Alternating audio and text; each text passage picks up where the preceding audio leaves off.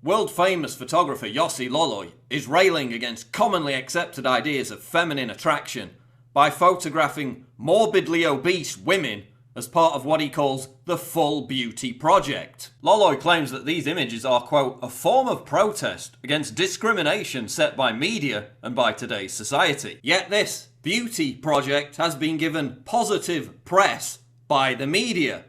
Newsweek, Marie Claire, The Huffington Post, and numerous other mainstream publications. Why is the establishment press promoting the body image of obesity as normal, acceptable, and even something to be encouraged? What kind of message is this sending to young women? Just like anorexia, morbid obesity is directly linked with numerous chronic health conditions. But you don't see anorexia being promoted as a positive lifestyle choice, and rightly so.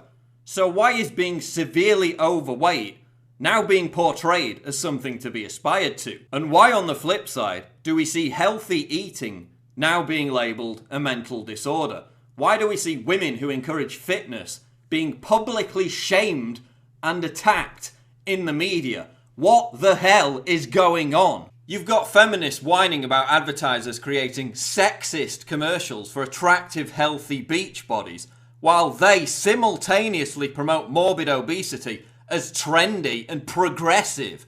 I mean, I ask you, which is the better message about body image that we should be sending out to young women? This or this? And look, I don't care if you're overweight, and I'm not encouraging fat people be bullied or verbally abused, but to describe this as beauty is frigging crazy. As I document in my previous video, The Truth About Fat Shaming, fat pride activists are now even being given their own TV shows. Meanwhile, people who criticise morbid obesity are being reported to the police for hate crimes. Last month, obesity expert Dr. Sarah Jackson told the Daily Mail that fat shaming should be made illegal and that mocking the obese should be on a par with sexism and racism. Loloi believes that by venerating obesity, he is challenging the, quote, dictatorship of aesthetics.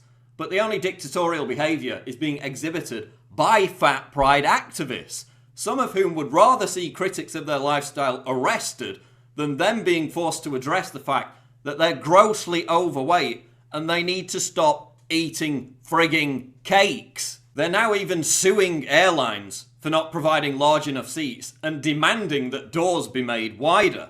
The rest of society must be coerced to conform to their whims. So who's acting like the dictatorial bully here? Sharing this authoritarian zeal to silence free speech, intersectional feminists have embraced the fat pride movement, pushing a lifestyle that is incredibly harmful to women and encouraging them to languish in a state of perpetual victimhood. And notice how obese men are nowhere to be seen. You only ever see women. That's because top feminists like Naomi Wolf believe that men being attracted to normal-sized, fertile, pretty women is a grand conspiracy crafted by the evil Western patriarchy, the beauty and cosmetics industry. According to them, it has nothing whatsoever to do with the manifestly provable scientific fact that men are sexually attracted to women based on the hip-to-waist ratio. The smaller the waist, the more desirable the woman. But feminists don't like science. They think that basic biological reality is sexist and misogynistic. I believe there are several ways to what is perceived as beauty. It is not measurable and has not got a standard size, claims Loloi. Well, yes, it clearly is measurable, and we know that from scientific studies which have proved that women of 5'5" who weigh more than 150 pounds are, quote, unattractive to men. It comes back to this central question once again. Why is our culture promoting ugliness and ill health? Why is the establishment media and sections of the art world labelling obesity as beauty? You know, if this was just some obscure group of artists or Tumblr social justice warriors, then whatever, fine. But this is now being endorsed from the very top.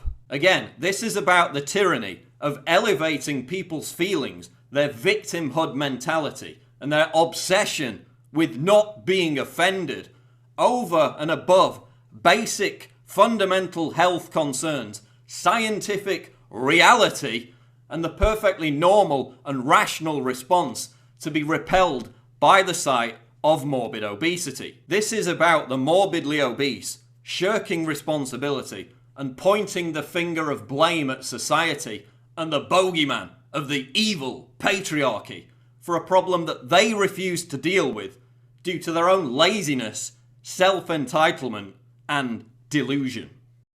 Check out the other videos, subscribe to the channel. I'm Paul Joseph Watson for Infowars.com.